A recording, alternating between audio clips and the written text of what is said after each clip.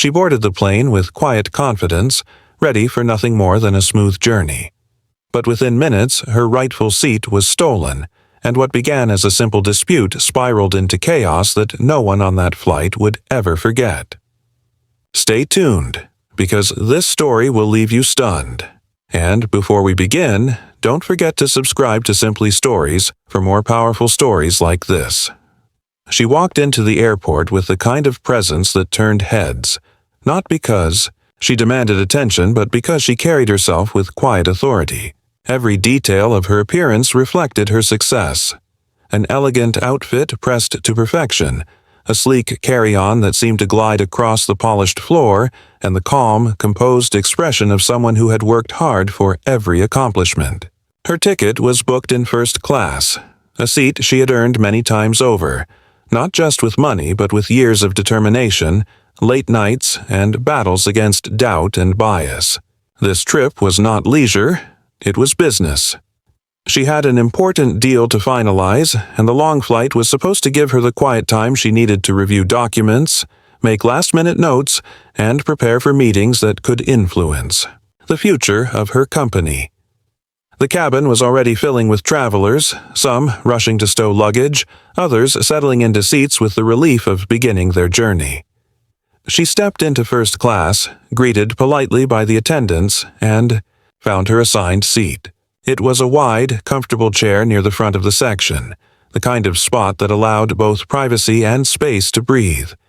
She placed her bag neatly overhead, slipped into her seat, and prepared to relax before takeoff. Her calm was interrupted, almost immediately when another passenger entered the cabin. He moved with the kind of entitlement that needed no words. It was written in his body language in the way he scanned the rows as if the space belonged to him alone. Without hesitation, he stopped at her row and glared. A sharp, dismissive gesture followed. He claimed the seat as his, ignoring the fact that she was already seated, her boarding pass tucked firmly into her hand. She looked at him steadily, offering no rise to his arrogance, but his voice soon filled the air.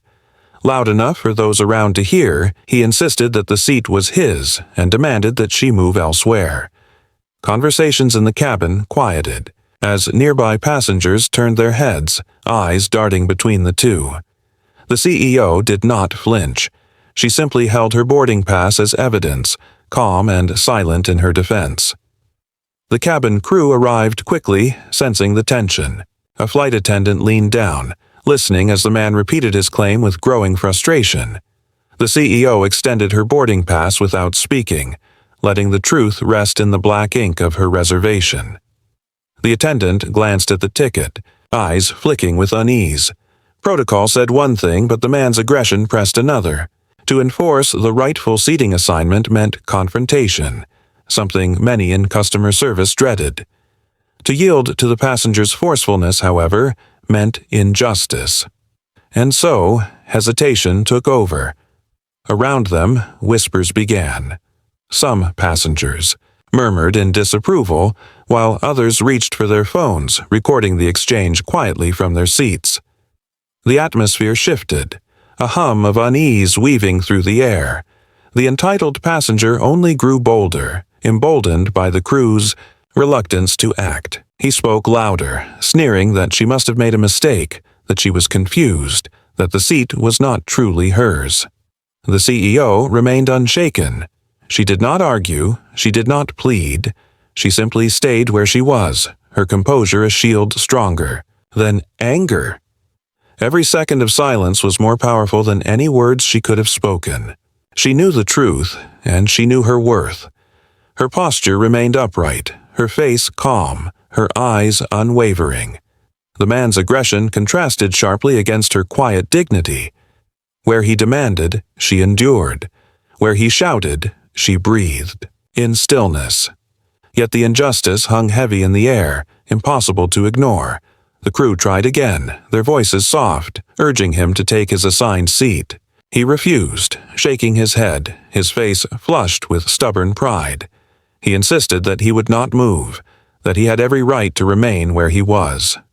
The flight attendant looked back at the CEO, almost apologetically, as though asking her to give in for the sake of peace. She said nothing, offering no compromise, because this was not simply a seat. This was principle. The surrounding passengers shifted uncomfortably in their chairs. Some rolled their eyes, others shook their heads, in disbelief. A few whispered in tones sharp with judgment, criticizing the man's behavior. And still, a handful remained neutral, unwilling to take sides, focused only on the delay. But those who recorded knew what they were capturing. A moment where arrogance clashed with grace, where entitlement pressed against resilience. The cabin, once filled with the ordinary noise of boarding, now felt heavy with tension. Time seemed to slow, each minute stretching as the crew repeated their attempts to settle the matter. The man crossed his arms, planting himself firmly in defiance. The CEO sat quietly, her stillness echoing louder than his tantrum. She was not going to move. Not because she could not, but because she should not. That refusal, the refusal to be diminished, to be pushed aside, was more than an action. It was a statement. Her silence spoke of battles she had faced before, struggles she had already overcome, and the countless times she had been underestimated. This was not new to her, though it was always unjust. But she knew how to carry herself in moments like this. The strength in her composure was undeniable, a silent power radiating from her seat. The scene dragged on, leaving everyone restless. The murmurs, the recording phones, the hesitations of the crew, all of it painted a picture of imbalance. A simple seating dispute had transformed into something larger, a reflection of entitlement clashing with quiet dignity. The CEO sat unyielding, the man stood unrelenting, and the crew lingered uncertain, caught between duty and fear of confrontation. It was a moment suspended in time, a moment where the smallest decision could shift the course of the flight. Though the engines hummed in preparation for takeoff, nothing could move forward until this dispute was resolved. And beneath the surface, it was clear. This was no longer about a seat on an airplane. This was about respect, about fairness, and about the weight of silence in the face of arrogance. The atmosphere thickened, setting the stage for what would soon spiral far beyond anyone's expectations. The murmurs in the cabin had grown heavier, but the tension was no longer confined to a single row.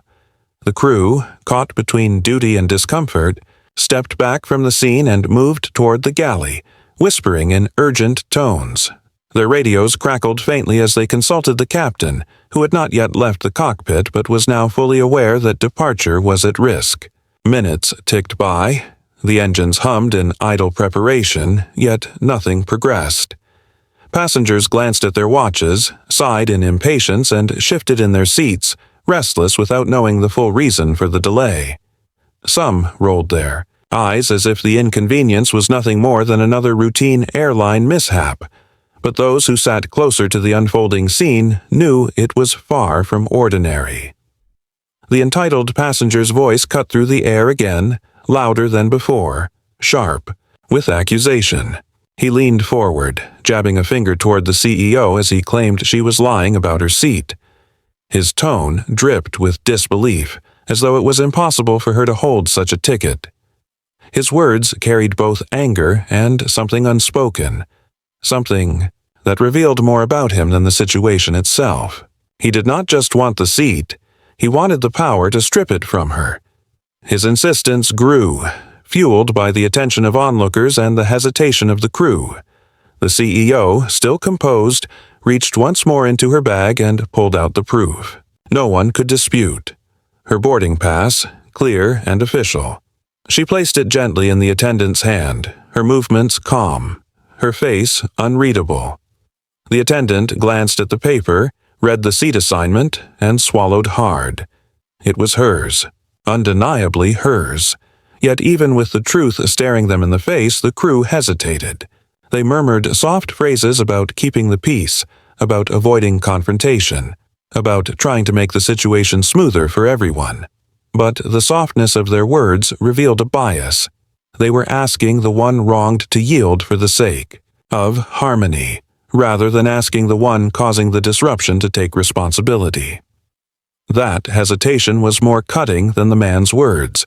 It was a silence that spoke volumes, a subtle dismissal hidden under the guise of diplomacy. The injustice of it settled over the cabin like a heavy fog.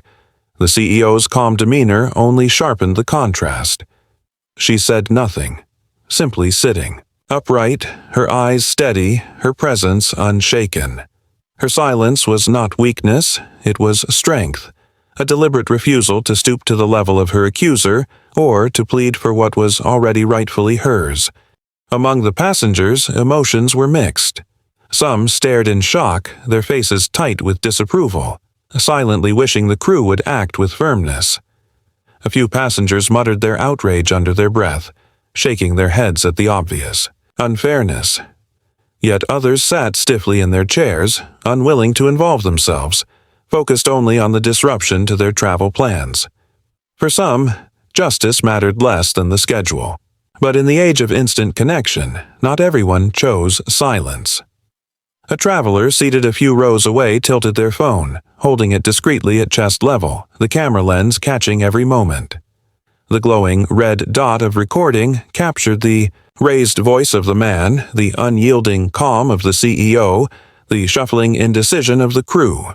The footage would soon carry this confined injustice far beyond the cabin walls, but for now it was just another quiet act of bearing witness. The phone recorded steadily as the argument refused to fade. The man's voice only rose in volume, fed by his own refusal to yield. He accused, dismissed, and belittled, every word meant to paint her as the intruder when she was the rightful occupant. The CEO did not answer, her silence more powerful than 1,000 arguments. She had presented the evidence, and that was enough. Every second of her calm was a reminder that dignity did not require noise.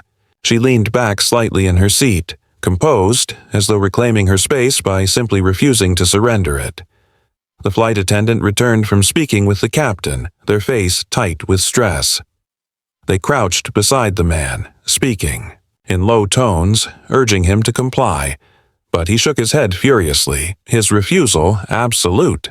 He crossed his arms, body stiff with determination, and barked again that he would not move. The attendant's voice faltered, caught between authority and fear. The passengers who were watching began to murmur more audibly now, the whispers no longer subtle. They questioned why the flight had not yet departed, why such behavior was being tolerated. The injustice was no longer invisible. It had become the unspoken center of the entire cabin. Every minute that passed tightened the tension. The cabin felt smaller, heavier, every sound amplified against the quiet hum of the engines that never shifted into the roar of takeoff. The CEO remained, as she had from the beginning, her quiet gaze fixed, her posture unwavering. She seemed untouched by the storm around her, as though she had stood through storms far greater than this one. Yet her silence was not passive, it was commanding, a reminder that she would not be moved by aggression or by bias. The crew whispered, again, their eyes darting nervously between the captain's closed door and the unfolding scene. To act decisively risked angering one passenger. To do nothing risked losing the respect of them all. In trying to preserve calm, they created more unrest. In trying to be fair, they revealed their imbalance. And through it all, the delay stretched on, the flight trapped in limbo by the refusal of one man and the unwillingness of others to confront him directly. The passengers began shifting in their seats, the impatience turning into visible irritation. Parents tried to soothe restless children. Business travelers checked the time compulsively. Leisure travelers groaned in annoyance.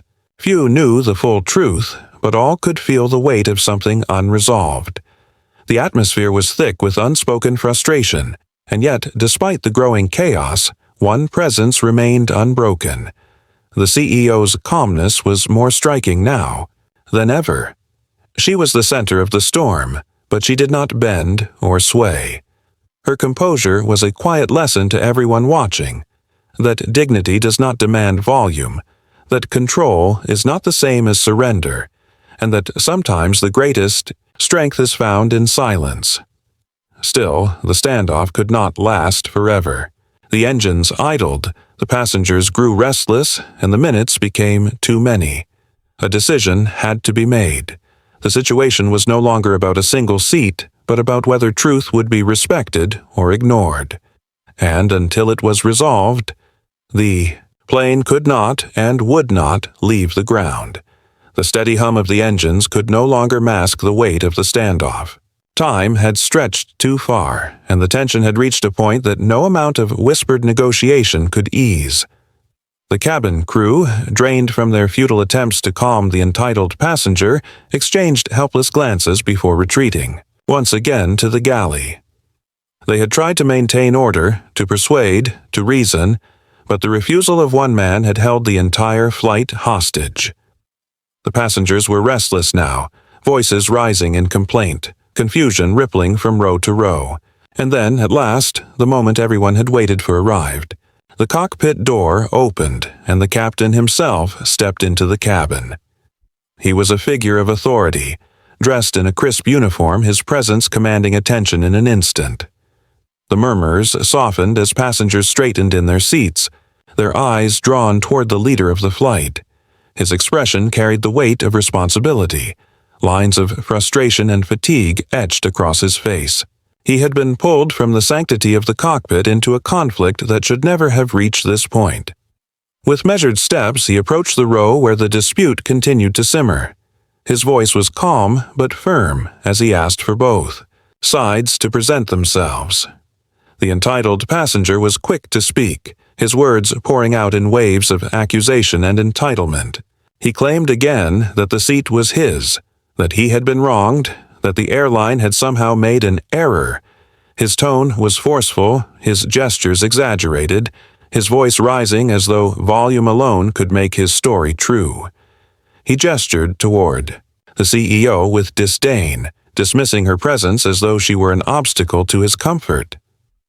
The captain listened, his face impassive, giving no sign of agreement or disapproval. When the man's tirade ended, he turned his gaze to the CEO. She did not raise her voice. She did not need to. With quiet dignity, she simply extended her boarding pass once more, the evidence irrefutable. Her calmness was striking in contrast to the storm beside her. She spoke no words, for none were needed. The truth was there, printed in black and white, undeniable. The silence that followed was heavy. The captain looked from the boarding pass to the man, his jaw tightening. The weight of his decision hung in the balance. He could order the man to move, force compliance, and risk an immediate escalation.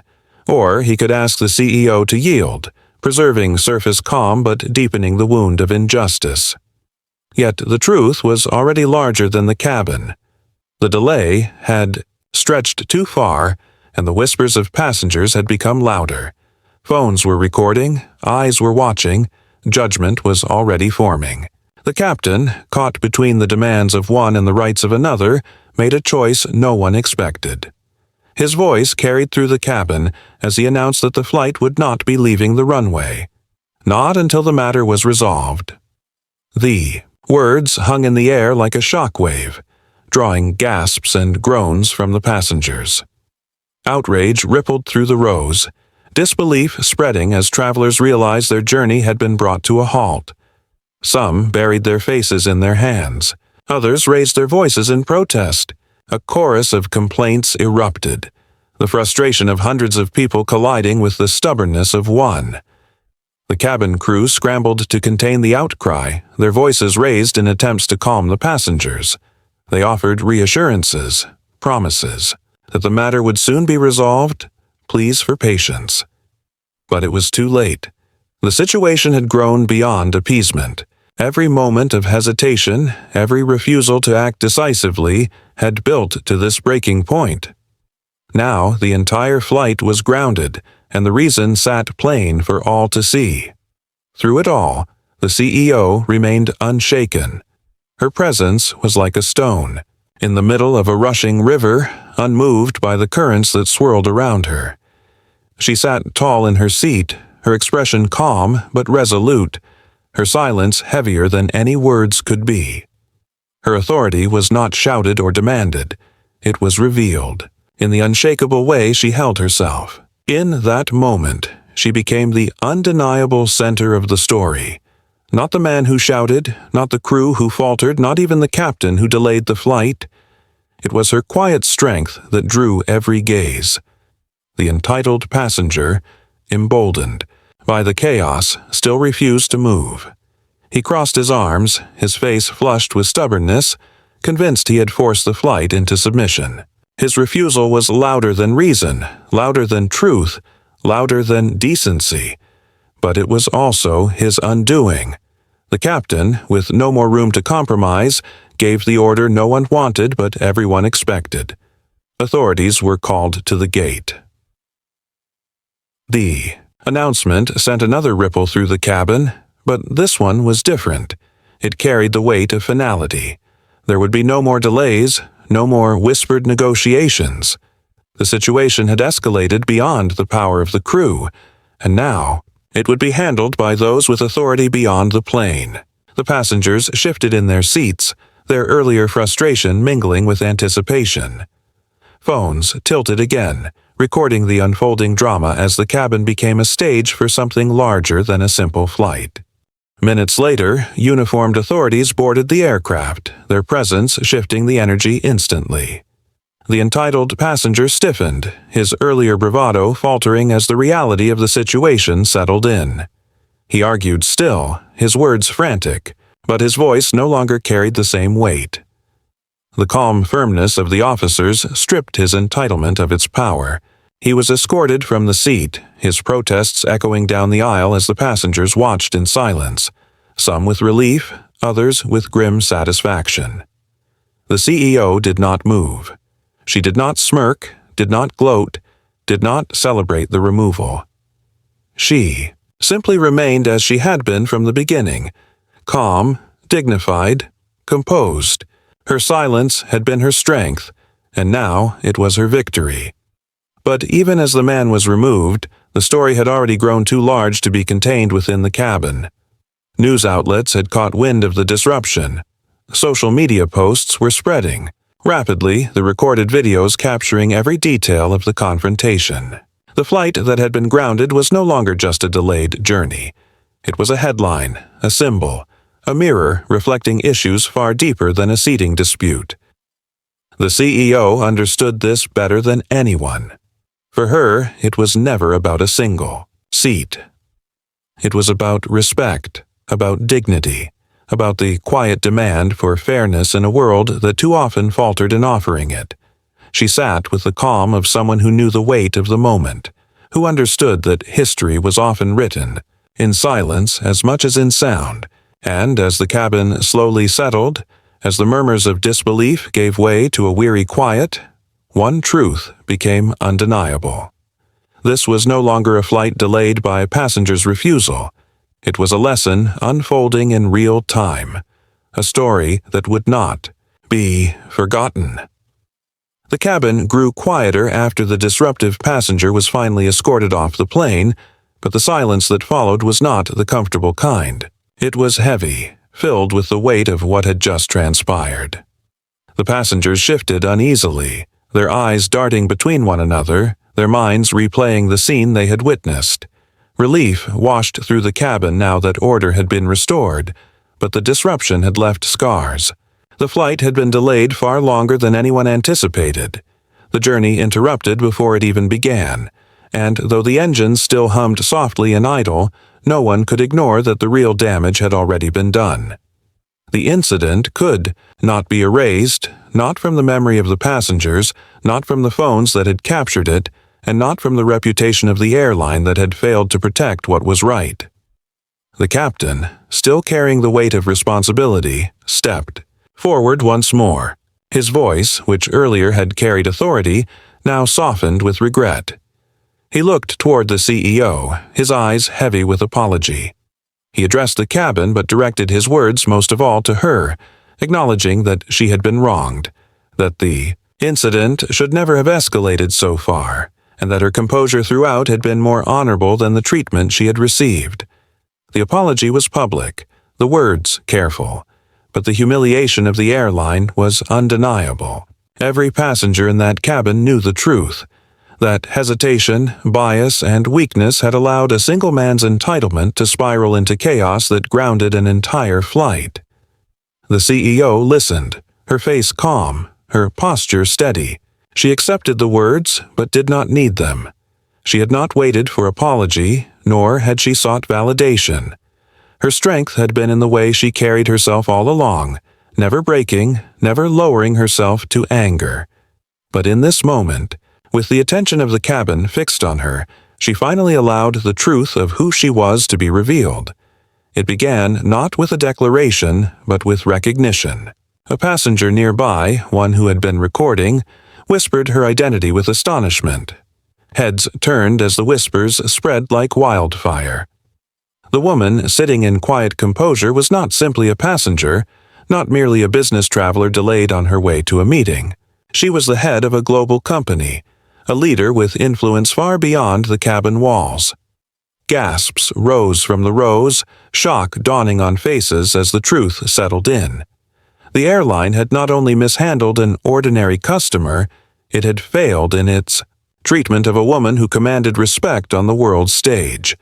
The arrogance of the entitled passenger, the hesitation of the crew, the weakness of the response, it all took on greater weight now. They had tried to push aside not just any traveler, but someone whose accomplishments had already carved her place in history. The silence deepened, but this time it was filled with awe. Phones captured every angle, social media lit up in real time, and the story leapt from the confines of the plane to the endless reach of the internet.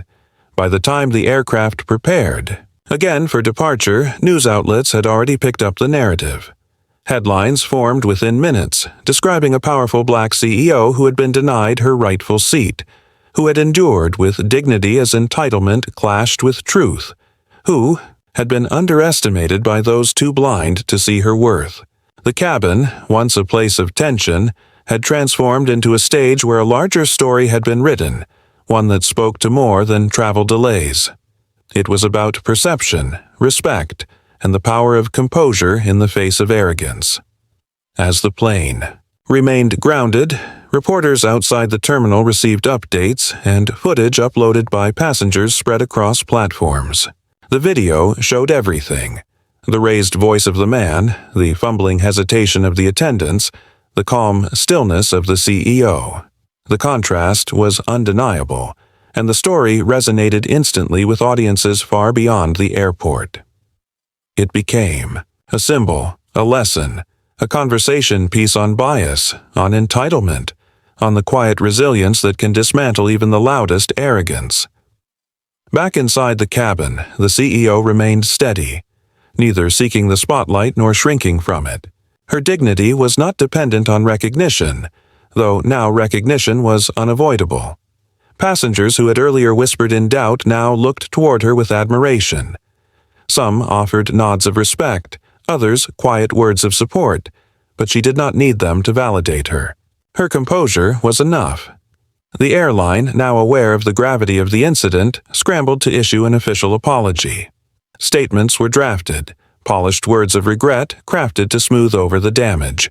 But none of it mattered as much as the image of the CEO herself, seated with quiet power, her silence heavier than any apology. She had outshone every statement, every press release, every attempt at damage control. The truth of her strength had already spoken louder than corporate words ever could. For the passengers, the flight was no longer just a trip from one city to another. It had become part of a story that would echo far beyond the journey's end. They would remember how a woman faced disrespect and refused to bow to it. They would recall how her silence carried more weight than shouting ever could. They would retell how entitlement tried to take what was hers and how she refused to yield, not with anger, but with unshakable dignity. As the engines prepared once again for takeoff, the lesson lingered heavier than the delay. The grounded flight had become more than an inconvenience. It had become a mirror, a moment that revealed truths about fairness, strength, and the cost of hesitation. It had become a symbol of resilience, a story of quiet resistance that could not be ignored. And so the journey continued, but the meaning of it had changed. For those on board, it was no longer just about reaching a destination.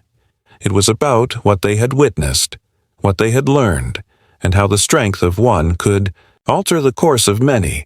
True power, the narrator reflects, does not live in shouting or demanding. It does not live in anger or in noise. True power lies in quiet strength, in the refusal to yield to injustice, in the composure that stands firm even when the world tries to push it aside. And as this story comes to a close, remember this lesson and carry it with you. For more powerful real-life stories that reveal the strength within silence and the dignity within struggle, don't forget to subscribe to Simply Stories.